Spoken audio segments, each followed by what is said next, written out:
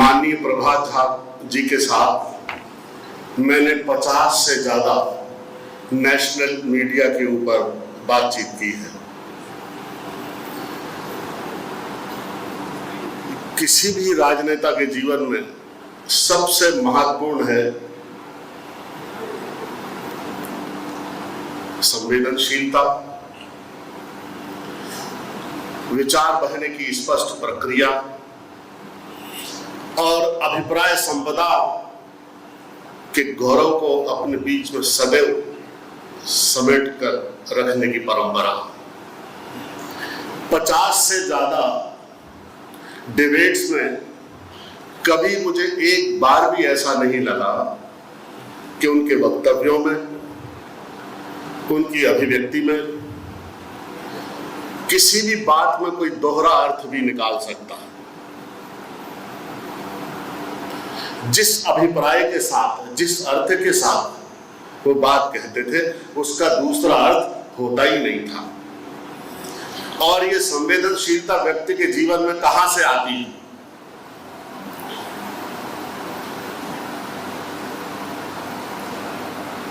एक Arabian nights की बड़ी बड़ी संवेदनशील कहानी है कि एक बहुत बड़ा कलाकार था और एक खलीफा के राज्य में खलीफा अपने राज्य का उत्सव मनाना चाहता था। उसने रात में अपने 2 सामंत उस कलाकार के पास भेजे और वो कलाकार के पास गए और रात में 2 बजे बड़े असामान्य ढंग से उन्होंने उसका दरवाजा खटखटाया। इतनी तेज आहट सुनकर कलाकार, उसकी पत्नी और बच्चे डर गए। पत्नी बोली, कौन हो सकता है, मैं जाके देखूं? तो कलाकार ने कहा, नहीं, मैं जाता हूं। और बाहर दरवाजा खोला तो 2 सामंत खड़े थे। उसको देख के डर गया। उनसे कहने लगा, मुझसे कोई गलती हो गई, आपका कैसे आना हुआ? तो सामंतों ने कहा, खलीफा ने यह आदेश दिया है कि तुम्हें राज्य के उत्सव में नाचना है।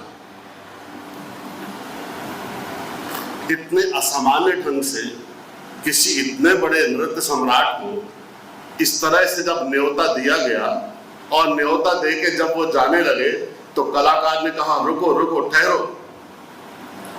वो रुक गए। तो कलाकार ने कहा कि खलीफा से जाकर कह देना कि मुझे नहीं नाचना। दोनों सामंत डर गए। कलाकार की बड़ी प्रतिष्ठा थी और आपस में चर्चा करने लगे कि समस्या का समाधान ढूंढो। अगर इस तरह से इसका उत्तर सुनाया गया तो बहुत बुरे परिणाम होंगे और ये कलाकार हमारे पूरे राज्य का गौरव है, प्रतिष्ठा है, गरिमा है, इसको बचाना है। और उन्होंने युक्ति बिठाई और उस पूरे परिस्थितियों को टाल दिया और जैसे तैसे कलाकार को नृत्य के लिए राजी किया। राज्य का उत्सव शुरू हुआ। पूरे मंत्री बैठे थे, खलीफा बैठा था और अंतहीन जनमानस था जो उस नृत्य सम्राट की एक झलक देखने के लिए वहां इकट्ठा हुआ था। कलाकार ने सुर और ताल के साथ अपना नृत्य शुरू किया और नृत्य जब अपने पूरे लय, ताल और प्रबंध पर था और उस नृत्य में कलाकार के जो लोग देख रहे थे, दर्शक, वो मंत्रमुग्ध होकर डूबने लगे। उसी समय एक तितली ने मंच पर प्रवेश किया और वो तितली कलाकार के पैर के आसपास उड़ने लगी। कलाकार ने सोचा कि मेरा नृत्य तो सौंदर्य का प्रतीक है और अगर ये तितली मेरे पैर के नीचे दब गई तो मेरे नृत्य की साधना नष्ट हो जाएगी। और वो उस तितली को बचा बचा के नाचने लगा और परिणाम ये हुआ कि उसका सारा नृत्य बिगड़ गया। लय और ताल के साथ थिरकने वाली उसकी भाव भंगिमाएं विशृंखलित हो गई। लेकिन कलाकार के मन में बड़ा संतोष था। नृत्य के बाद आया और अपने नियत स्थान पर बैठ गया। उसके बाद खलीफा को पुरस्कार बांटते थे। एक एक कदम चलता हुआ खलीफा मंच की तरफ आया और पहला कदम जैसे ही रखा वो तितली दब गई।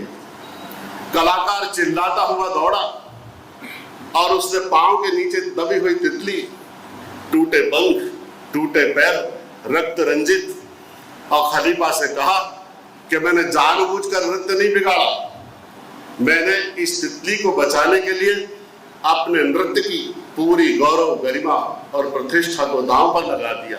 ये आपके पैर के नीचे दब गई। मैं ये कहना चाहता हूं कि इस पूरे जीवन के प्रांगण में जो भावना है तितली रूपी, उसको कितने नेता उस भावना को देखकर चलते हैं, नाचते हैं, सक्रिय रहते हैं।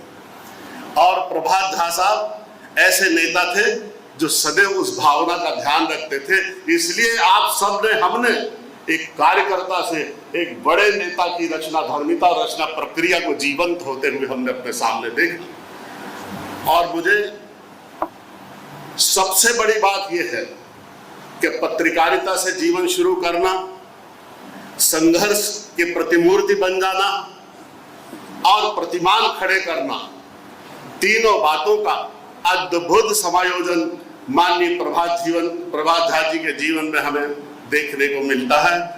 मैं पूरी शिद्दत के साथ और ये कहते हुए कि मृत्यु के बाद जो और बड़ा हो जाता है, व्यक्ति से विचार बन जाता है और जिसकी अनंत स्मृतियां लोगों में रहती हैं, जीवंत होती हैं और उसको वो अनुभव करता है, उन नेताओं में से एक नेता माननीय प्रभात झा जी थे।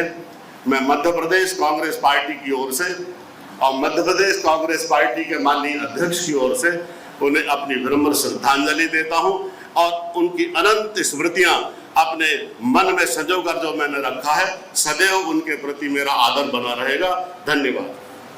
Eklavya University Damoh will guide you towards a bright future. 28 acres of lush green campus, largest campus of Bundelkhand, experienced and dedicated faculty.